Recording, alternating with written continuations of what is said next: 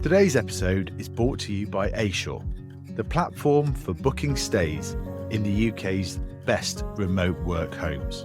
When it comes to hybrid working, you probably think of working from home, part-time at the office, or maybe a co-working space. Ashore offers a new option. Remote work stays in homes located in some of the most beautiful towns and villages in the UK, from Margate to Skye.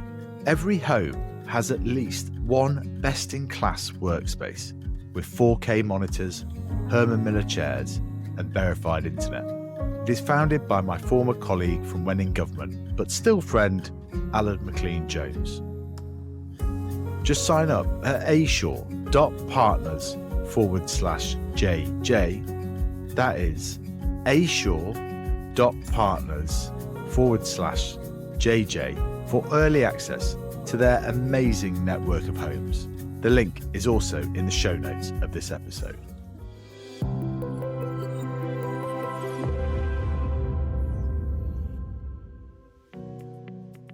Welcome to Jimmy's Jobs of the Future. When I started this podcast, today's guest was exactly the type of individual I had in mind. Val started ZeroAvia 5 years ago. It's a hydrogen aviation company and has recently gained national and international press for flying the first flights around the United Kingdom solely powered by hydrogen. This could be massive towards our net zero targets. In fact, when we had Grant Shapps, the Net Zero and Energy Secretary of State, on the show, he rated ZeroAvia as one of the most exciting companies that he's ever seen. They're a company called ZeroAvia. They've managed to fly an aircraft with one of the engines on hydrogen. They're not the only ones doing it, but I think it's very impressive. And if politicians don't do it for you, Bill Gates and Jeff Bezos have both invested in this company. It's amazing how they're based in California, but also based in the Cotswolds as well here in the United Kingdom. It's a terrific episode. So let's join Val in the cockpit. Val, welcome to Jimmy's Jobs of the Future. Thank you very much. Great to be here. And so you started this idea 5 years ago, and it's been an extraordinary upturn in the last 18 months in particular. But talk us through how and why you started it 5 years ago. Absolutely. So my background, original background is physics, physics PhD. Got in the US, then worked in management consulting, McKinsey & Company, Google. But always was in the entrepreneurial domain as well. So I guess I got this from my experience in Silicon Valley in 1998 or so, in the heights of the dot-com boom. Started a couple of companies, and then my previous company before ZeroAvia, that I started in 2011, was working on the electric vehicle charging infrastructure for electric cars. We hit the right sort of combination of the product and market, and we grew that company to be the largest network of smart charging stations for electric cars. The idea was 100% renewable grid of the future will require a lot of battery storage to manage intermittency of production. And batteries in the electric cars are the best source of that battery capacity. So we built a platform around that. Started the company, grew it, and then the company was acquired 5 years ago. So when I started thinking about what's next, and the combination of the sustainable transportation thread and aviation made the most sense. I'm a pilot myself for the last 20 years. Helicopters, airplanes. I really love the industry, love flying. And I think, in fact, aviation is a great societal good, connecting people in remote places, connecting cultures, so that we're not afraid of each other. I wouldn't want to see it basically die because of the dirty combustion, dirty fossil fuels use. So I wanted to set up this company to help the industry that I love. And I agree with you entirely. I think it's been one of the greatest innovations of the last 40 years has been the proliferation of cheap air travel has opened so much to so many people across the world that it's unrivaled, and we don't talk about that aspect of it enough. There are, of course, challenges which you're trying to solve. You recently did it's amazing that it's become so the entire world has become so accessible to sort of national and international press. So I'd love you to talk about that before explaining a bit about what hydrogen is and how it works. Of course. So when I started the company, we first and foremost we sort of defined our mission to be conversion of the mainstream aviation industry, which means large aircraft, long distances. So these are your commercial airplanes, starting from subcommuters, 10, 20 seats, and then going to larger planes, sort of regional jets, regional large propeller aircraft, and then going to larger and larger airframes. If you frame the mission like that, it's pretty clear very quickly that you need a lot of energy over a long period of time to carry those vehicles with a large number of passengers or cargo over those distances. So that immediately takes the batteries out of the equation because you can't really power the aircraft, which is very energy hungry, for that long period of time with batteries. You do need to get away from combustion of fuel because out of the entirety of climate impact of aviation, 2/3 are in non-carbon sources, right? Meaning that even if you take the entire zero net carbon fuel, like sustainable aviation fuels, biofuels, or synthetic fuels, you're solving only 1/3 of the problem. Because 2/3 of the climate impact come from nitrogen oxides, sulfur oxides, particulate emissions, high temperature water vapor, all of those combustion effects at altitude. And the difference between, let's say heavy duty ground traffic, like trucks, lorries, and aircraft is that the emissions occur at high altitude where they have different impacts. Yeah. So you need to get away from combustion overall. So you need to go electric, but batteries will not give you enough energy. So the only way to get enough electricity on board the aircraft in flight is to use hydrogen in the fuel cell to produce electricity. And that's how we can get enough energy on board the aircraft. Hydrogen actually is a very energy dense substance. On a per kilogram basis, it's 3 times better than jet fuel. Right, so you have something that can be zero emission, that can carry 3 times more energy per kilogram of weight than what we're using today. Now, of course, there are technological challenges in converting it to electricity in a lightweight package. There are challenges in storing it on board the aircraft. There are challenges on the electric motors, right? So all of those engineering challenges, we set up the company. But basic concept is hydrogen on board the aircraft goes through the fuel cell, converts to electricity. Electricity goes to the motors, and motors rotate whatever propulsors we have, propellers on smaller planes, large fans in the larger planes. So that's what ZeroAvia is doing. And talk us through your latest flight and how far you've been able to go. Exactly. So we have flown, to date, we have flown 3 prototypes. Throughout the history of the company, 5+ years, we have been showing pretty much every year there's a major significant demonstration of our increasing capabilities and technology. And the latest one was January this year, the first flight of our full-size prototype, a 20-seat aircraft out of Cotswold Airport, beautiful Cotswolds. And that was a full-size engine, full-size aircraft, getting us ready for certification submission later this year with the Civil Aviation Authority in the UK. This was the world's largest hydrogen electric aircraft.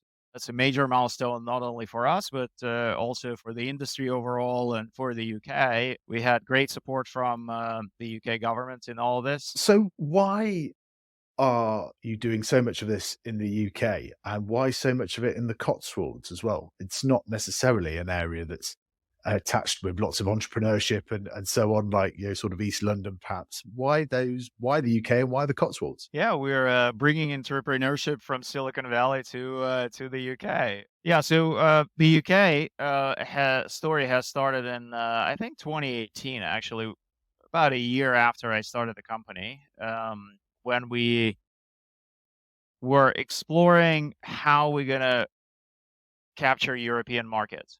right? And I remember, when I started the company, it was end of 2017. So in the U.S., federal administration, Trump just came to power. Federal administration was not really interested in a sustainability agenda, and on top of that, we saw that from the airline aviation market readiness perspective and the government support, Europe was definitely a hotspot for the transition.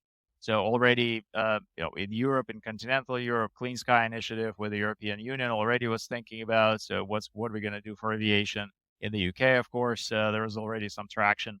What we did with one of our early investors, Systemic, System IQ, we had them help us do the strategic review of all the markets in Europe and see, based on the government support, based on the importance of the industry as a critical sector, based on the existing sort of, labor base and the companies, what are the best places for us to be?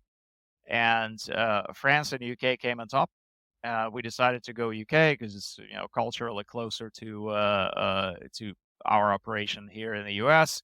And we went to the UK government, specifically ATI and Innovate UK, and said, "Hey, we want to put a major subsidiary here. Help us out." And we structured a project around it, around our first UK-based prototype demonstration of the technology, with the idea that we would continue to develop it there.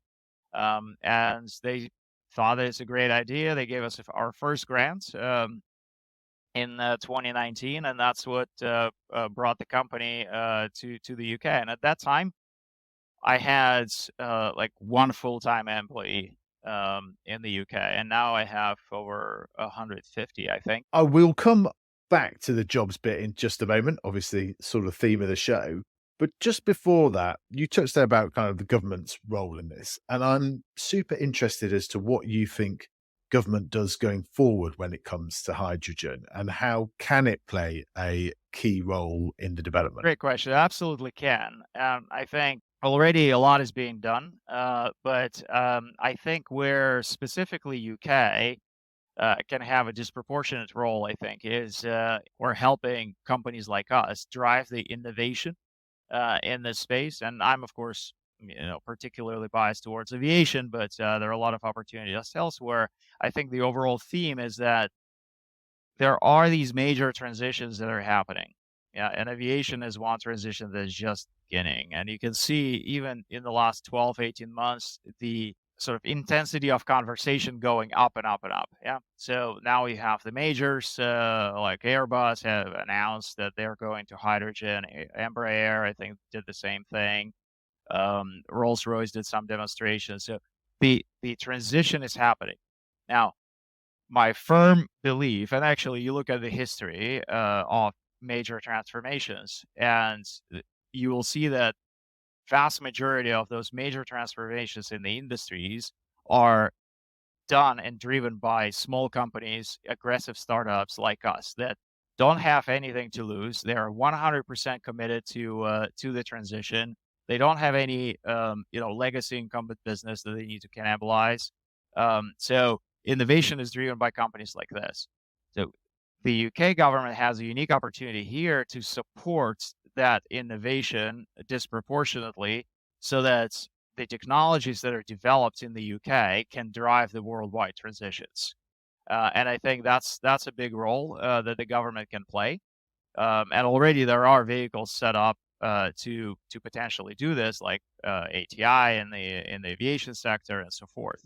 I think there is also an opportunity, sort of matching opportunity in the regulatory sector, to create an environment, for example, with Civil Aviation Authority, that allows fast experimentation in the space. And right now, that's not quite the case. It's substantially easier, for example, for a company like us to fly an experimental aircraft in the US, in the FAA jurisdiction, versus any jurisdiction in Europe. And UK is probably easier, but it's still much, much harder than the US. So that's where the government can, disproportionately have a role. And where do you think we'll be in 5 10 to 15 years' time? When will we start to see the first mid-haul to long-haul flights potentially coming? Frequently asked question, of course, on, okay, well, we're a great technology, great, pitch, but when will I be able to buy a ticket, right, to these things? Yeah.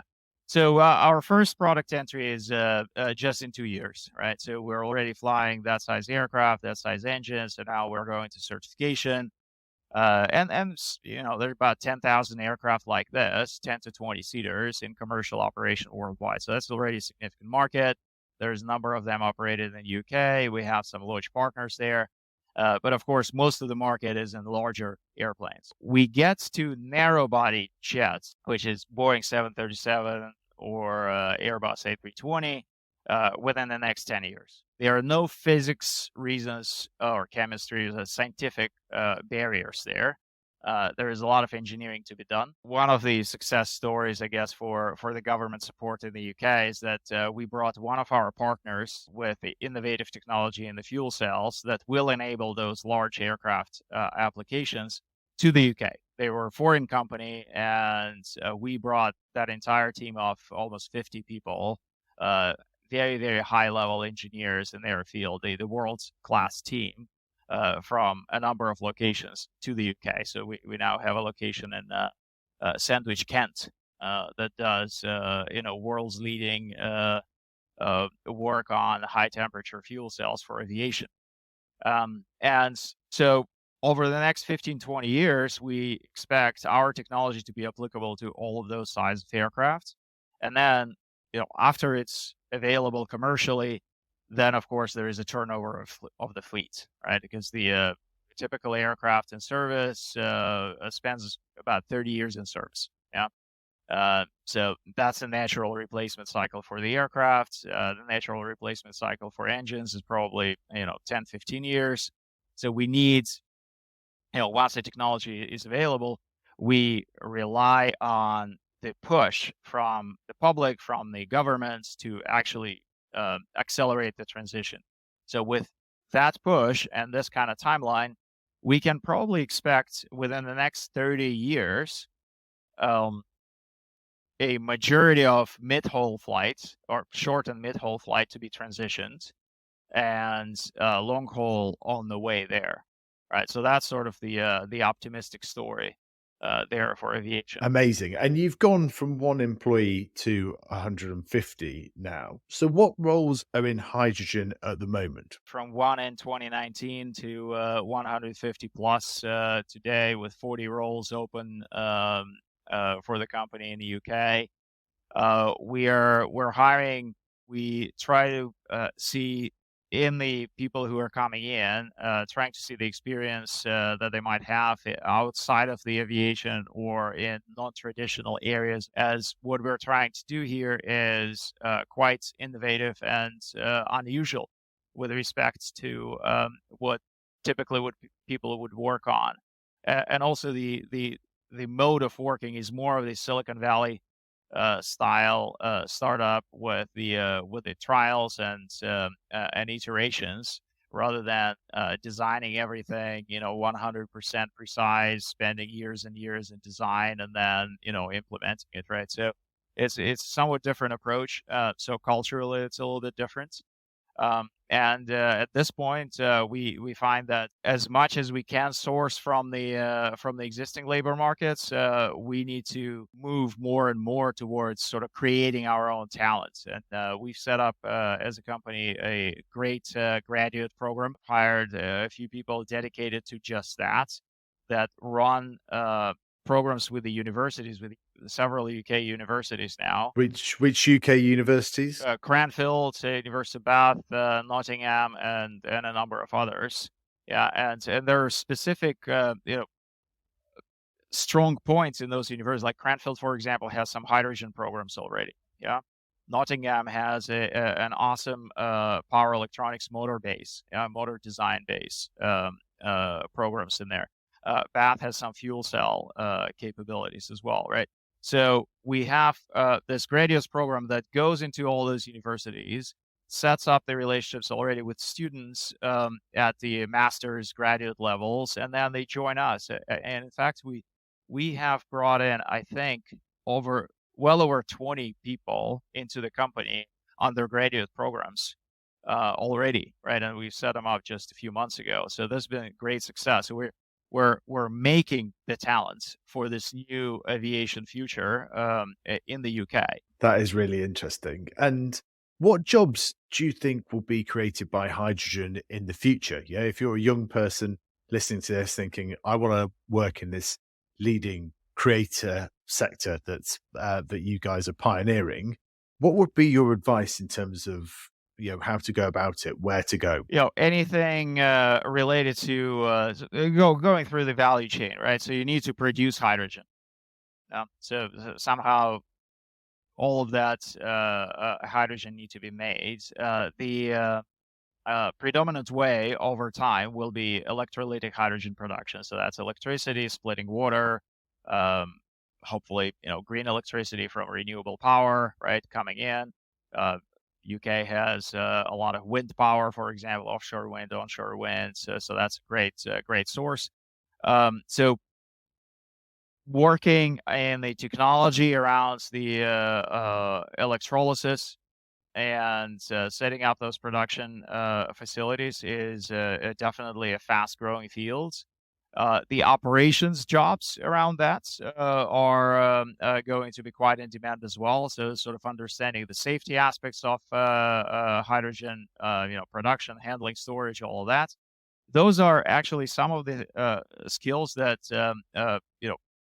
can be upskilled from any of the fossil fuel work. In fact, we have a number of employees at ZeroAvia that are coming from oil and gas industry, right? And sort of changing their orientation towards hydrogen as fuel, because a lot of things translate. Yeah, you in oil and gas you deal with flammable, explosive substances. Hydrogen is also a flammable gas that needs certain safety attention. And we find that those skills translate. You of course need to upskill folks a little bit, but they translate. So that's around hydrogen production and storage. Then you have on the utilization side for us in aviation, of course, there's around fuel cell technology and the development of that. So we, of course, have some significant capabilities in-house, but there is a lot of opportunity to create more jobs there and more opportunities there. And then finally, on the fuel cells produce electricity, then you have electric motors, power electronics, and this is not just about aviation, but it's about transportation overall, right? Everything is moving to electric. So the overall story of how we're going to make the world sustainable is electrify as much as possible, and then clean up the electricity as much as possible, right? So everything is moving to electric, which means that motor technology, power electronics technology is going to be in great demand. So those areas is where I would go. And where else are you most excited about hydrogen being applicable to? Because this is one of the great things that particularly happens in the Valley, right? There's lots of cross-pollination between different sectors. Yeah. Where else do you think it could work really well? So from the transportation perspective, heavy duty sector is quite interesting. That's trucks, lorries, long distance road transports. Quite a substantial use case, at least in some countries, like the US has, I think, over 1 million trucks operating. So it's a major fuel user and major polluter, of course, with diesel engines. And it's very suitable for hydrogen, as you have smaller number of fueling locations that you need. They're larger locations, so they're the economics of those locations better than cars, for example.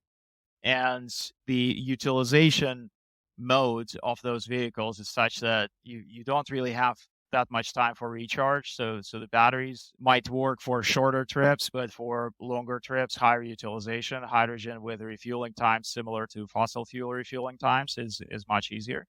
So that's on the transportation side. Sort of outside of the transport, I think industrial uses in, for example, steel production are quite interesting. Processing the iron ore into steel with not a carbon-based process, but hydrogen-based process. There are some trials already there, and some of these industrial uses are very, very significant polluters, right? A significant part of the human climate impact. So those are interesting as well. You've got some very impressive investors, such as Shell.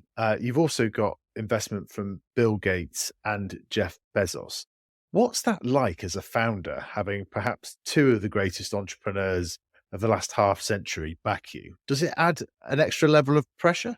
Challenge and opportunity at the same time, right? And notably linking it back to the UK story, right? So 90% of our private investment is outside the UK, and of course, 70% of the company is in the UK. So that's where a lot of that money goes. So it's great leverage on whatever government support we're getting. And yeah, it took me quite a bit of time to get key investors on board. But I had the luxury of being able to do that while funding the initial progress of the company myself after the acquisition of my previous company. And it took me 18 months to get the Bill Gates funds to come in. But that was quite catalytic for the company. So now when we go to the investors, to new investors, potential investors, they see our investor base, and they understand that these are very high quality investors that took their due diligence. They took the long-term view of the opportunity, and they all believe in it. Yeah, this was one of the reasons I wanted these funds in, is because they can see the opportunities through. Yeah.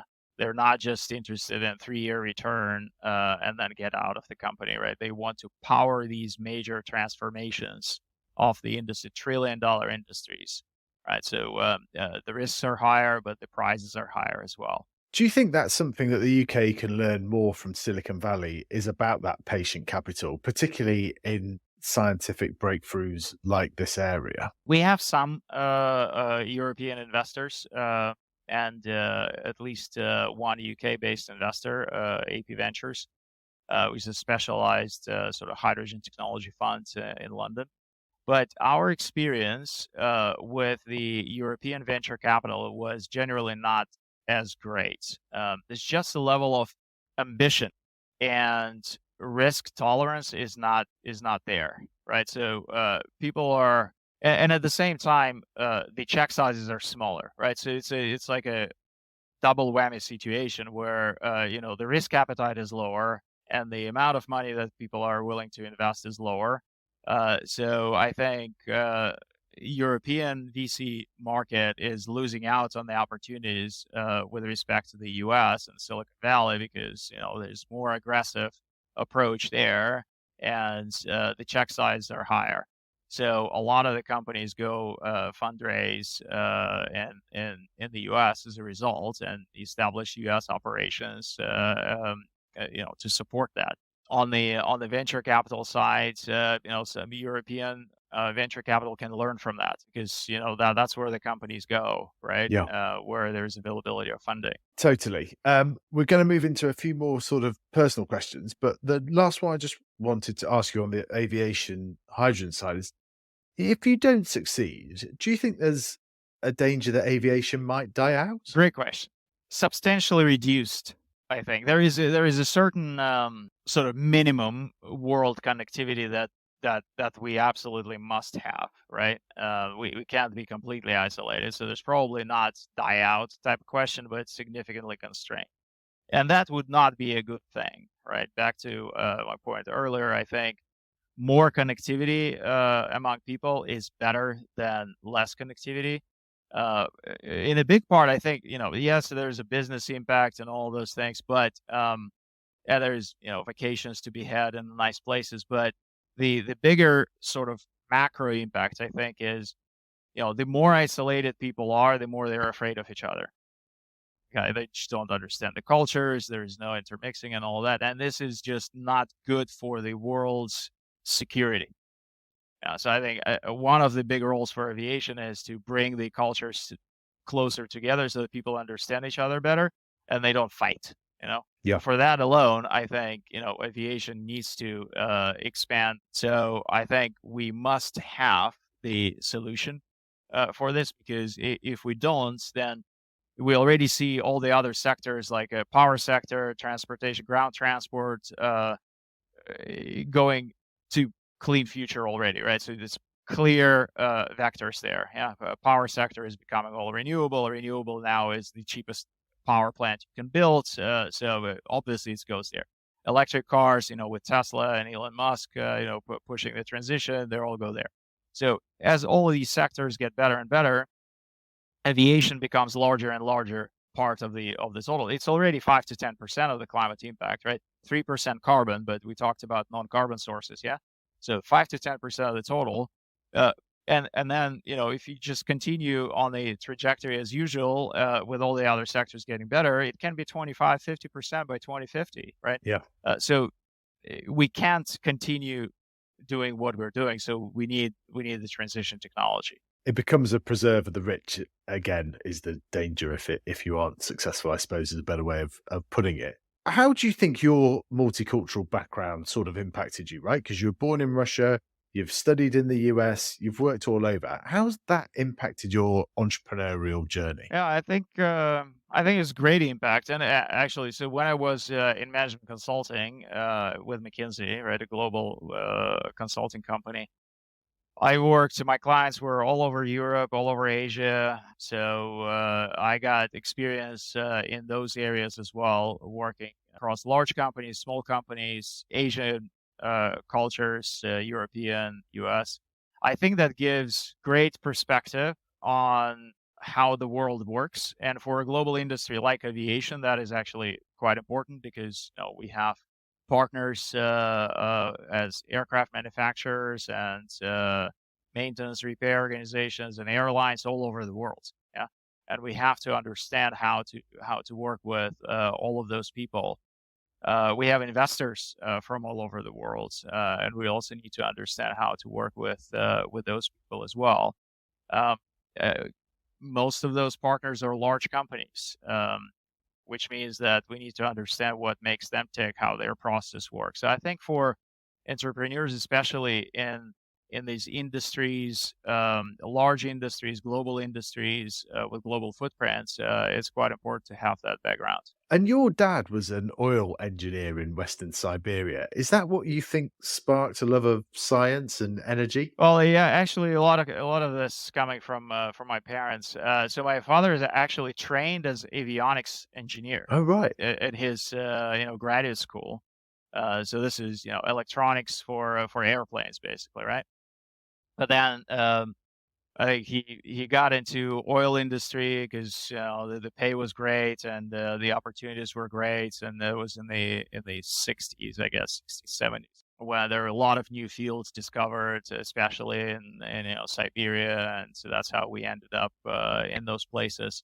But I remember as a child, we always had pictures of airplanes and watching air shows on TV. So the aviation was definitely a big part of it. And my mother pushed me early on into physics as a domain. So she just detected interest in math and physics and started buying me books and taking me to some extracurricular activities around that, and that's how I think those two things combined. Yeah, and you won some nationwide physics awards in Russia when you were growing up, right? That must have given you quite a boost. Yeah, that was the biggest sort of impact of that was that I was able to qualify for admission into Moscow Institute for Physics and Technology, which was the leading technical school in Russia. Mm. It was sort of modeled after MIT in the U.S., created after the war, I think, in 1947. Sort of be the top technical school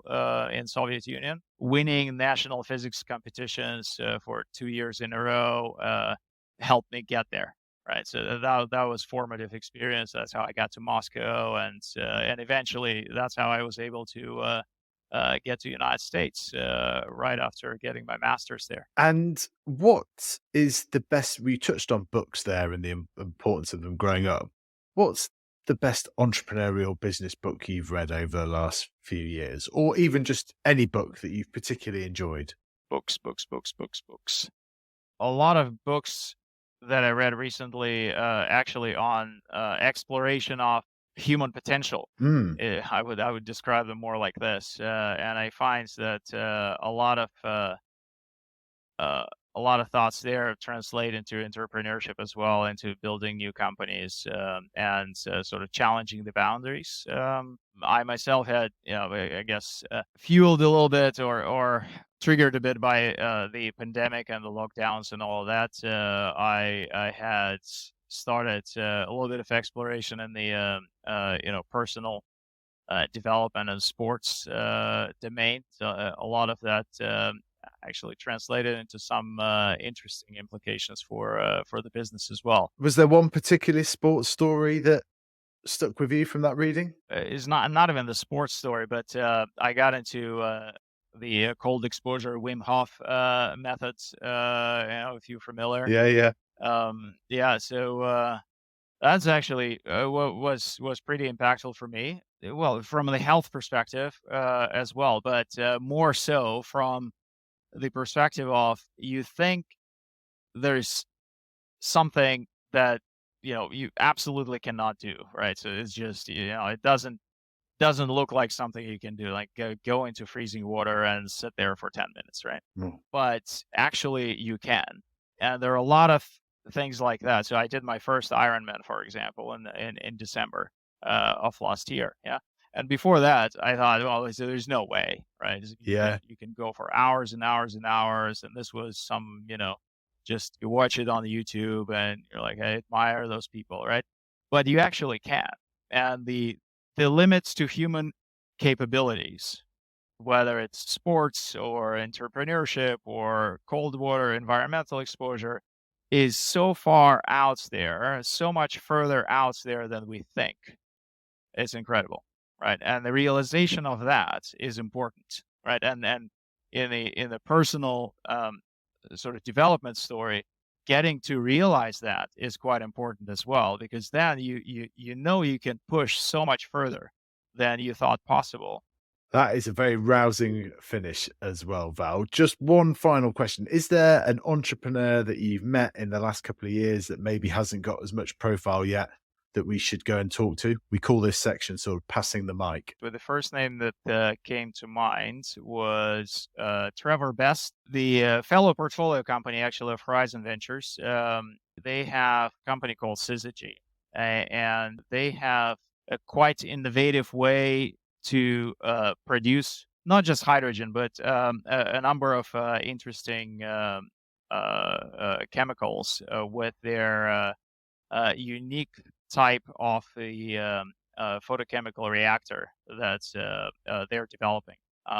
And he's strikes me as a energetic, forward-looking, and with macro perspective on things, right? So it's not just about, okay, let's build a business and make some money, or even make great technology, but let's make that better for the world. That's brilliant. Can I just ask you a couple of quick fire ones as well? Sure. What's your favorite electric car brand? Tesla. Next question. Nikola Tesla or Thomas Edison? Nikola Tesla. Einstein or Newton? Einstein. If you could do any job in the world, what would it be? Probably education. In education. Star Wars or Star Trek? Star Trek. What's the first plane you flew? Myself, I flew the Cessna 172 as a pilot. And where would you most like to fly a hydrogen plane to if it was the last flight you ever took? I would probably fly it to Hawaii. Brilliant. Super. Val, thank you so much for coming on Jimmy's Jobs of the Future. It's been brilliant. Thank you, Jimmy. I appreciate it. Thanks for listening to Jimmy's Jobs of the Future. We've come a long way since our first episode, when I started recording this on my own in my daughter's nap times. We are now a team that not only pulls together a podcast, but also creates content on multiple channels, whether that is our Substack, looking at the latest trends in business, entrepreneurship, and the future of work, or some of our more light-hearted takes on TikTok, And of course, our best moments are on YouTube. To find all our socials and best content links, click on the links in the show notes below.